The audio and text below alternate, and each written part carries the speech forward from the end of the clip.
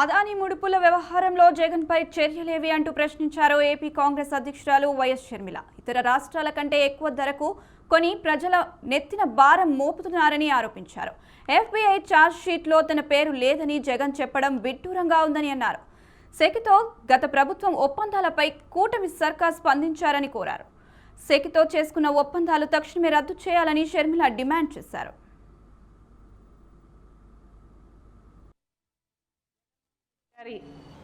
దయచేసి ఇప్పటికైనా చెప్తున్నాం, చంద్రబాబు గారు ఈ డీల్ని స్క్రాప్ చేయండి, ఈ డీల్ని క్యాన్సిల్ చేయండి. అందులో భాగంగానే సెంట్రల్ ఎలక్ట్రిసిటీ రెగ్యులేటరీ కమిషన్కి కూడా మేము లేఖ రాయడం జరుగుతుంది. Central electricity regulatory commission is a central body. Interstate electricity transmission, trading, tariffs ఇవన్నీ రెగ్యులేట్ చేసే బాడీ. కనీసం వాళ్ళైనా జోక్యం చేసుకొని ఈ డీలు అక్రమము అని తేల్చి అదానీ గ్రీన్కి జగన్మోహన్ రెడ్డి గారి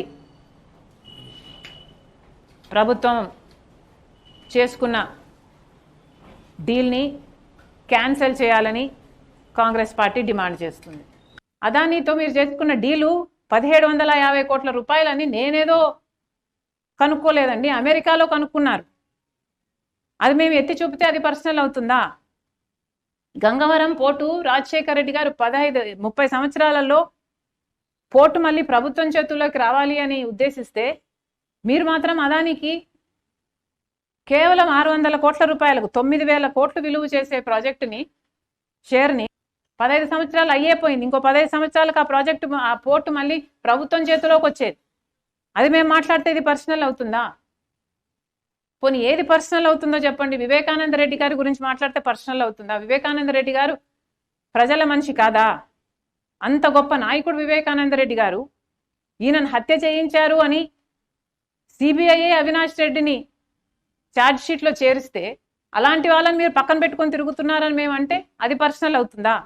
సోషల్ మీడియాలో మీ సైతాన్ సైన్యం చేత నా క్యారెక్టర్ అసాసినేట్ చేశారు. ఇది నేను మాట్లాడితే అది పర్సనల్ అవుతుందా? నన్నే కాదు కదా, ఎంతమంది మహిళలను, మిగతా లీడర్ల భార్యలను కూడా, వాళ్ళ ఇంట్లో ఆడవాళ్ళను కూడా మీరు అనలేదు.